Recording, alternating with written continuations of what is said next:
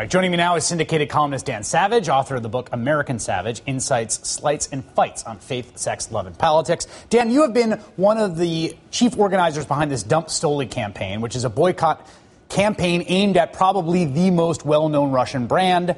Can I jump in right there and disagree with you? Yeah. The campaign is Dump Russian Vodka. You can learn about it at dump-russian-vodka.com. And it's not just against Stoli, it's against all Russian vodka brands. Stoli, Russian Standard, all of the Russian vodka. But so what do the Russian Stoli. vodka, what role do the Russian vodka brands have in creating essentially what are Putin-promulgated laws that are targeting, heinously and unquestionably targeting LGBT folks in Russia?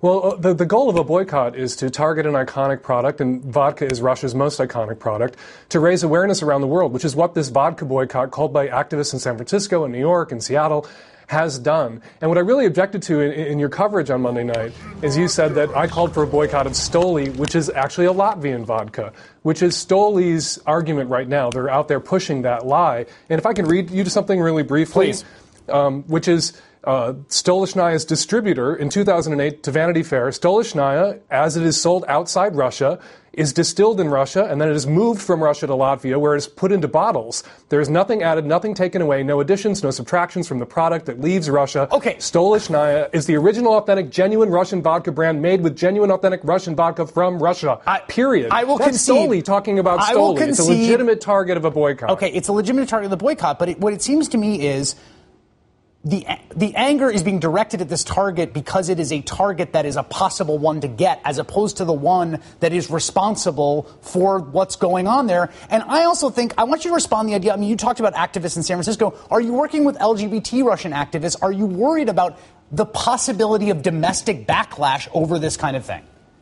Well, the situation in Russia could hardly get worse for LGBT people. The law basically creates a situation where you cannot be openly gay. You cannot be publicly gay. Somebody held up a sign in St. Petersburg that said he was for tolerance, and he was beaten up by Russian paratroopers and carried off by the police. Not the people who beat him up, but 30 Russian gay, lesbian, bi and trans activists has signed an open letter at great personal risk endorsing, prominent gay activists in Russia, endorsing the boycott of Russian vodkas to help raise awareness around the world about the situation in Russia, which it has done. The vodka boycott has been a huge success. There's an article you might want to read at The Atlantic called "The Boycott of Russian Vodka is Working Whether You Like It or Not."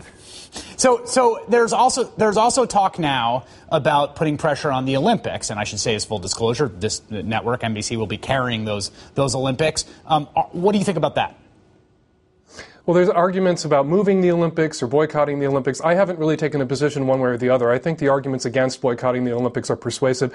I think Stephen Fry's point about perhaps moving the Olympics, or George Takei's point about moving the Olympics, is legit. You know, I think the world looking back on 1936 would say, yeah, we probably should have at the last minute moved those Olympics and not handed the Nazis that PR victory. And, you know, we're not comparing the situation right now in Russia to what went on, what happened to the Jews, not comparing it to the Holocaust. What's happening right now in Russia to LGBT people isn't what happened to Jews in Germany in 1943. It's what happened to Jews in Germany in 1933. And people didn't speak up then at the volume they should have, and we're speaking up now to try to prevent that kind of catastrophe. Syndicated columnist Dan Savage, thank you so much. I really appreciate it. Thank you. That is all in for this evening. The Rachel Maddow Show starts right now. Good evening, Rachel. Chris, I feel as if I have been scorched by proximity to your previous two segments. It was amazing stuff. Thanks, man.